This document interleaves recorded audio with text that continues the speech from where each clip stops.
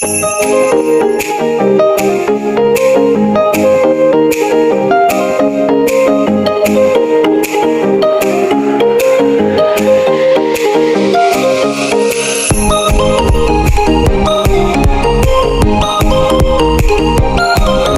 guys! Happy Wednesday! Ayan, ka-uuwi ko lang.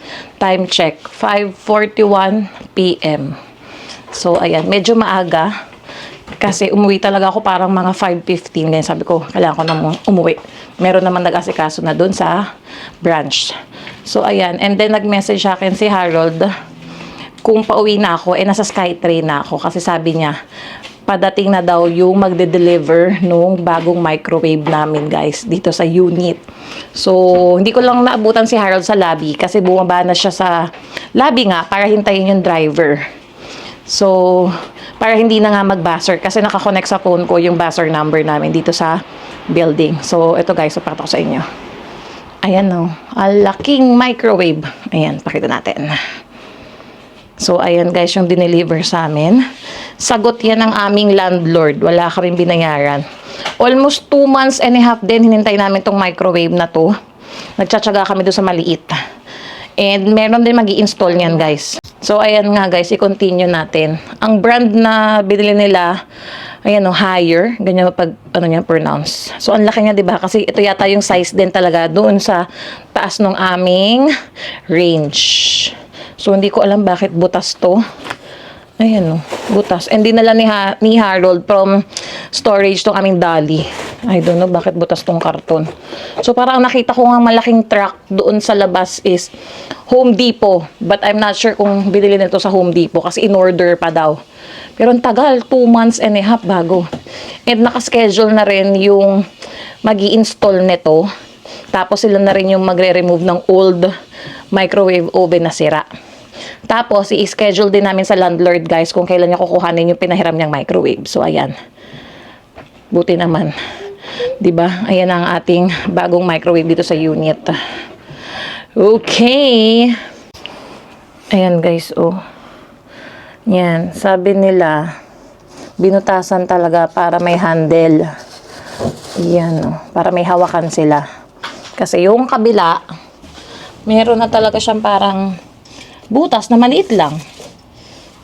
And sabi ni Harold, same size din talaga to doon sa nasira. And same brand din siya, guys. So, yan, Haier. So, bukas daw pala mag-i-install sila dito, 7 to 12. So, si Harold mag-asikaso na nito. Kasi, diba, sa Pilipinas, kapag bumibili ka ng mga appliances, usually may tali yan eh. Parang nire-ribbon nila yan, tapos para doon yung handle. Dito sa Canada, hindi yata uso. So, ganyan, binubutas. Pero, pinicture na yan ni Harold, tapos sinend na yan sa landlord, para just in case, i-check nga daw namin kung walang damage, ganyan. So, bukas pa yan malalaman, guys. So, dito na muna yan, overnight. Then, may install tomorrow. So, ayan. A few moments later. And kanina, guys, meron akong in-upload doon sa shorts ko. Parang 1-minute video lang nung lunch break ko. Nagpunta ako sa Tim Hortons para bumili ng French vanilla. Kasi 'di ba, uso na naman yung roll up. So nag-roll up ako kanina. Ginamit ko naman yung Teams barcode. So nagkaroon ng konting points and then kanina ni-roll up ko siya. Hindi ko na mapapakita kayo guys eh. So 0 na siya. 0 roll now siya. Tapos ginanyan ko lang yan and wala. Please try again. So kala ko magkakaroon tayo ng libreng kape. And yung katrabaho ko din, bumibili siya everyday. I mean, kapag nag-work siya, sa umaga, nagti-Tim Hortons yun. Kasi sabi niya, Canadian, yung Tim Hortons. Nung nag-work siya, bumibili siya every morning ng Tim Hortons. So, sabi ko na i-roll up niya. Excited ako dun sa cup niya. Eh, kanina, tinry namin. Wala din. Please try again. Parang ganon. Or please play again. Parang something like that. Tapos, nung kanina, pagka-out ko na, napanood ko naman si Inags, biglang na-pop out sa aking YouTube. Natapunan ng kape dahil nga dyan nagpunta sa Tim Hortons at gusto rin mag-roll up. So, ayun. Ayun si Haley yung nag-iingay. Nanonood ng Elmo. So, wala. Better luck next time, guys. Ang ating pakape. And dapat nga kaninang umaga, pupunta ng Costco si Harold para bumili sana ng Homo Milk ni Haley sa kanong Starbucks namin na caramel macchiato. Kaso, tinamad na siya. And kasi umuulan din, guys. Parang nakakatamad nga yung weather. And wala din pa siya masyadong tulog. Tapos ito nga, hinintay nga niya ngayong hapon. May pasok pa yan mamaya. So, ayan. Bumalik sa tulog ulit, guys. So, ayun naman ang ganap today. Maliligo si Hailey eh. Mamaya ako siguro magkukwento pa ulit. So, ayan, guys. Happy Wednesday sa inyong lahat. Ang bilis ng araw. March 12 na. Ilang araw na lang, guys. Magla-last day na ako sa work. And then, another workplace na naman. So, ayun. Pag-pray nyo lahat na sana maging okay. And, yung in-upload ko pala gabi na latest vlog ko, yung update nga sa parents and grandparents program, may mga nag-comment. So, ayun. May mga nag-comment. So, yan. I-shout out lang natin. Kuya Turns TV. Yan. Sabi nga niya, lagi na lang daw 2020 yung pinagkukuhanan nung mga new applicants, yung mga dinodraw nila. And then, sabi ni Be Like Mike. Yan yung si Kuya Mike, ng isa sa mga admin ng Spot Pinoy. Shout out, Kuya Mike. Taga Saskatchewan yan. Claim it, sabi niya. Oo nga, Kuya, sana nga magbukas end of the year or next year, di ba? Para may chance tayong mapunta dun sa lottery. Tapos sabi naman ni Jassy, hoping your mom gets that approval. So, thank you, Jassy. Pinagpe-pray namin yan. And may plan B naman just in case, di ba? And then sabi ni Rick and she, hi ate, hopefully by the end of this year or early next year, mag-open ulit ng interest to sponsor para sa mga new application. Yeah. Hopefully talaga, ipagdasal natin yan. Okay pa ang, yung program na yan para marami pa silang ma-invites tuloy. Ma-invite na parents and grandparents para makasama yung mga anak nila dito or mga apo nila dito sa Canada. So, ayun ang maganda sa Canada, guys. Okay? See you guys later. Magmimerienda muna ako kasi meron daw sa akin tinirang red hot dog si Harold sa kasi mama. Medyo hindi ako na-satisfy sa apple fritter ko kanina. Gutom pa din ako. Time check 6:01 na. Okay, see you guys later. A few moments later. Tingnan niyo naman tong batang to. Bagong gising daw yan, guys. Tingnan yung ginawang kalat. Yan, ang may salarin pa, no? Kinalat ang kanyang Marie. Jesus! Bless mo na, mami. Baba ka na dyan. Bless mo na, mami. Bless mo na, mami. Ooh! Good job. Blow muna, blow. Paano mag-blow? Oh. That's blow kisses. Mwah! Mwah! Mwah! Say Elmo. Blow, blow. Wow! Marunong na siya mag-blow sa kanyang birthday. Blow, blow. Where's your teeth? Hailey, where's your teeth? Hailey! Hailey, where's your teeth? Where's your nose? Where's your nose? Where's your nose, Hailey? Here! Where's your nose? Nose. Nose. Yan o, ang ating woke up like this, oh.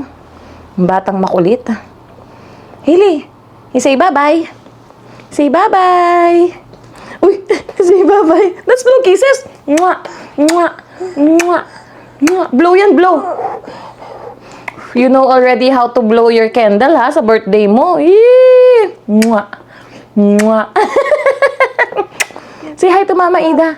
Say hi to Mama Ida. Mwah, mwah. Say Elmo. Elmo. Say Elmo. Elmo. Can you say Elmo? Can you say Elmo? Elmo! Uh-oh! Hailey, how do you? Uh-oh! Uh-oh! Uh-oh! Click, click! Oh, oh, oh! Click, click, click! Wow! Ligo ka mamaya, ha?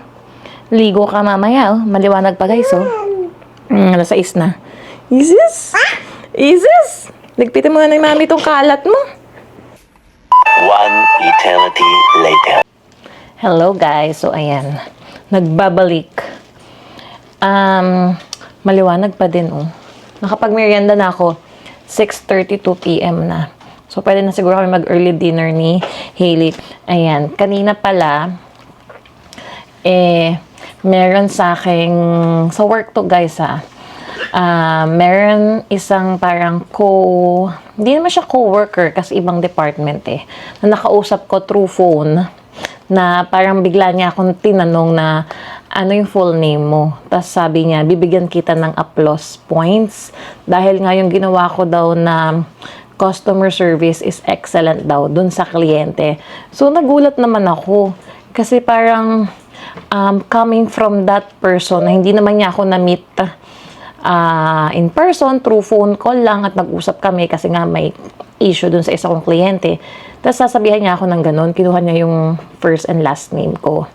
So, kung hindi pa kayo nakapanood ng previous vlog ko, I think nung December, yung binlog ko na may nakuha kong $100 na gift card from Walmart kasi binigyan kami ng 10,000 applause points ng company dahil naging second best team kami within downtown.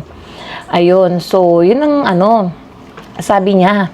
Hindi ko pa naman siya na-receive sa email kanina, basta sabi niya, tinanong niya ako ng pangalan ko, tapos kinommend niya ako na parang, oh, you did a good, or you did an excellent customer service daw. So, natuwa siya.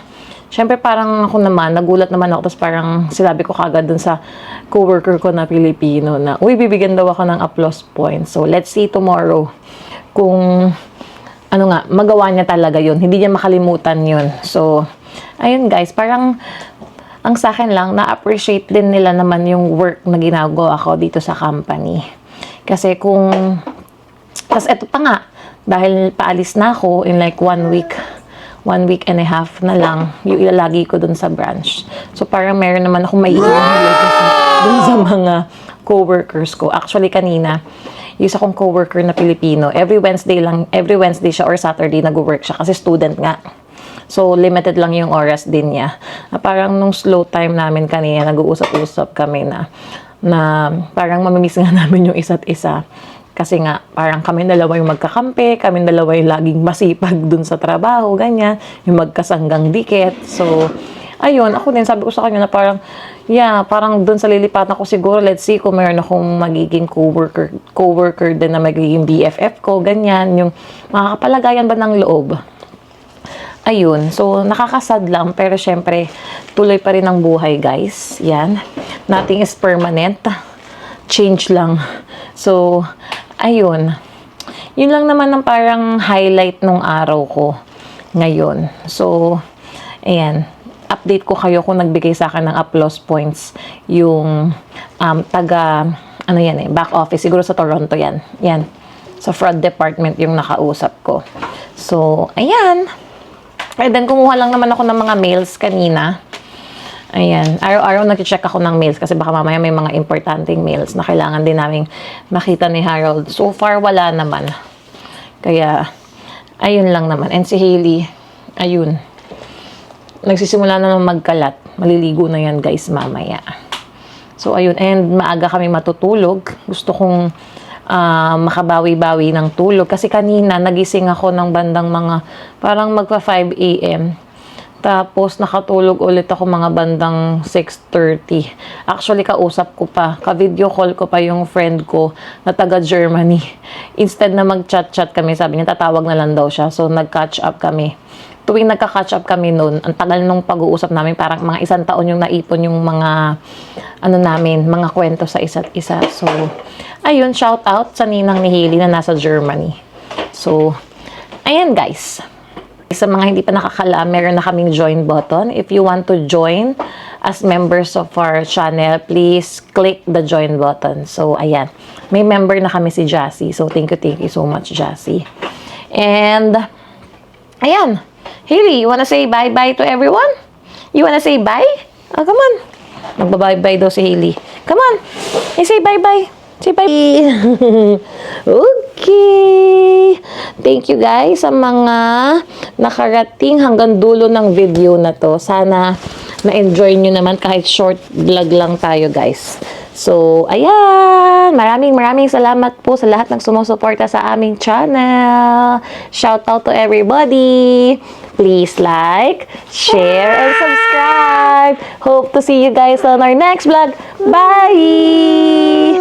Bye! Bye!